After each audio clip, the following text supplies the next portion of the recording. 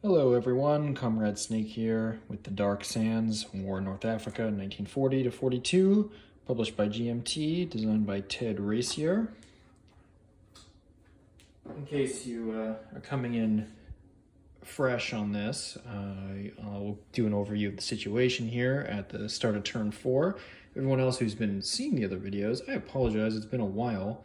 I have been very busy recently and had a couple weekends where I had to leave the house and do other things and was just like gone for several days at a time. So it's been a bit hard to find game time.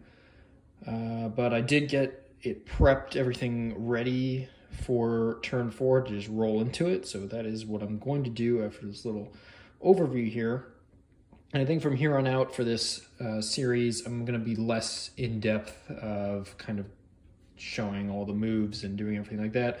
I'm going to start skipping around to kind of pick up the pace and get this moving so I can get some other stuff that I'm really dying to get on the table for the last few weeks now, which if you've seen some of my unboxings, you'll probably figure out at least a couple of those things, or one of the more recent ones which I really want to get into. But I'm going to finish this because I started it, so I'm going to finish it. At least until unless it's clear that someone's going to win, which is probably unlikely in this particular game, just because there's a lot of back and forths. But anyway, moving on from that, the strategic situation is not great for Britain, though without all of the Afrika Corp has yet to arrive. So at the moment, it's not the most dire situation, but it can always shift pretty dramatically, especially with the amount of troops that come in and out for quite a while. It can be potentially here be a pretty big mess, but for the moment, the British have an okay-ish defensive line at Bardia, going down south, down to the desert, near Sidi Omar. And then we have the Italians down south, with a slight amount of the Afrika Corp kind of and some tankettes mixed in, holding the desert flank. We have the Afrika Corp itself with its, unfortunately now for them, weakened panzer force, but we're almost to the part where reinforcement points, or replacement points rather, start coming in, but not quite there yet. Got a few more turns, and we can maybe start doing something to get those panzers up and running. But that's definitely has severely, maybe even not severely, but it has limited their effectiveness quite a bit, because it cut their combat power in half, and it's going to make getting that panzer bonus a lot more difficult. So we'll see how that's going to go. It's going to hurt their attack power for sure.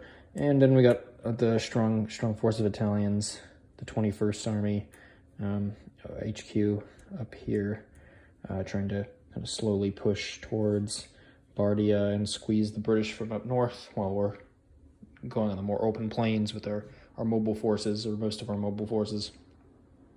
And that's basically it. There's going to be a pretty large amount of reinforcements coming in for the Axis here. Basically, the rest of the Afrika Corp is going to arrive, along with their anti-tank assets, so they can get those to help fight off British armor a bit. And there's going to be the Luftwaffe is going to show up. That'll be helpful. And we have some more panzers and some powerful motorized infantry units that are going to show up as well. Tobruk is still in Axis hands.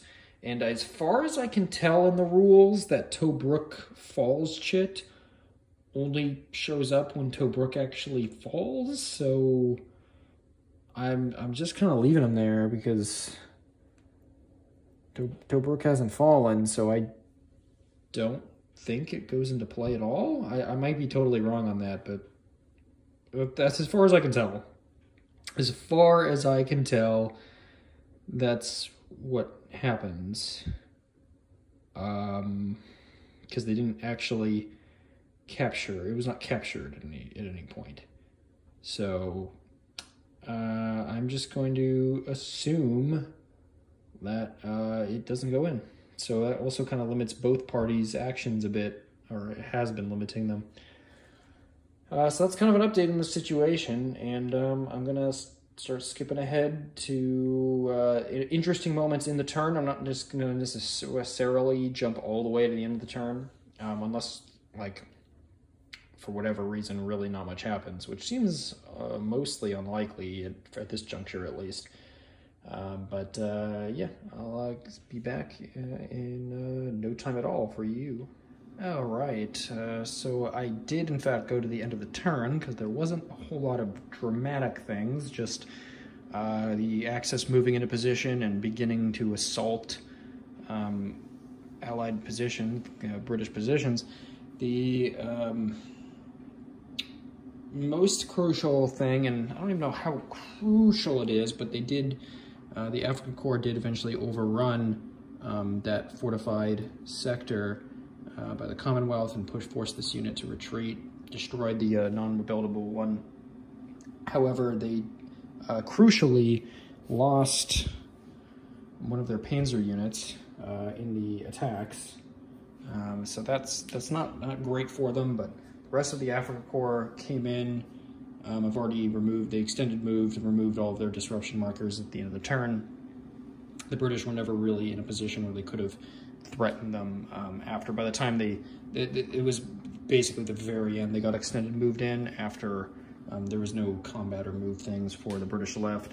The British also managed to destroy a tankette unit that had moved over to prepare to assault this British position. They attacked and won on a not exchange result, but it's very similar to an exchange result. Just instead of, in this game, an exchange doesn't just cancel out steps. It's the BL1 result is the one that gives one step each, and then the exchange is like destroys everything, and then the attacker loses the amount of steps the defender lost. But anyway, they got the destroyed that. It was a one-step unit anyway, so they took a hit, but they got rid of that, and now they're facing down the still fairly significant Italian force.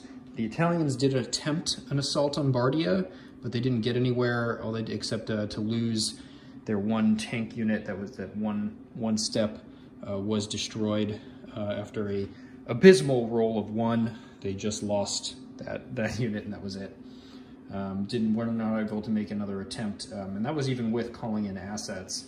They just weren't able to pull in the resources, the coastal unit and the one value. It was actually, this should have been flipped. The one value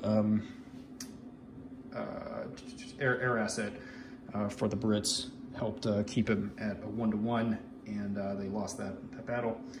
So not a whole lot going on there apart from this, that now the Afrika Corp can try to spring their attack and try to break through here and maybe encircle Bardia before these significant, very significant 3 armor units and some infantry reinforcements from the British that came in this turn over in Egypt can get into position to help defend. So we'll see. It's going to be a race against the clock to see if the Brits can form another defensive line to try to stable back, or maybe they could try to come in and bolster this, but there's a lot of risk to being disrupted prior to getting in position and potentially exposing themselves. So I'm not sure if they're going to go all immediately up to the front, or if they're just going to position for a potential new line, maybe retreat a bit and try to prepare. We'll figure that out next turn. But anyways, there's going to be a relatively short video compared to the other ones, but